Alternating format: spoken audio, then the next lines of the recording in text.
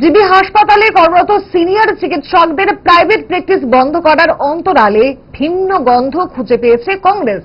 কংগ্রেসের বক্তব্য, এই সিদ্ধান্তে বেসরকারি নার্সিং হোমের বড় হয়েছে। এর সাথে হাসপাতালে স্বাস্থ্য পরিষেবার উন্নয়নে কোনো যোগ নেই। বিস্ফোরক মন্তব্য করেছেন প্রদেশ কংগ্রেসের মুখপাত্র প্রবীর চক্রবর্তী। আগরতলায় কংগ্রেস ভবনে বসে সংবাদ সম্মেলনে তোপ দাগতে দেখা গেল দলীয় মুখপাত্রকে। কি ছিল কংগ্রেস মুখপাত্রের বিস্ফোরক দাবি, দেখুন। ওই ভুজঙ্গনগরে জমি দেওয়া, নতুন হাসপাতাল, এগুলির পেছনে কি রহস্য?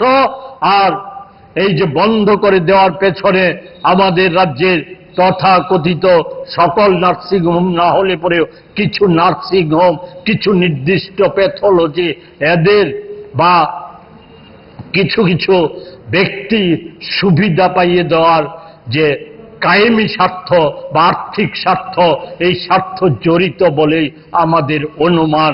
এর সাথে চিকিৎসার উন্নতির প্রশ্ন তো জড়িত নয়। চিকিৎসা পরিষেবা সাধারণের মধ্যে বিস্তৃতি ঘটানোর প্রশ্ন এর সাথে জড়িত নয়, এটা নিশ্চিতভাবেই বলা যায়।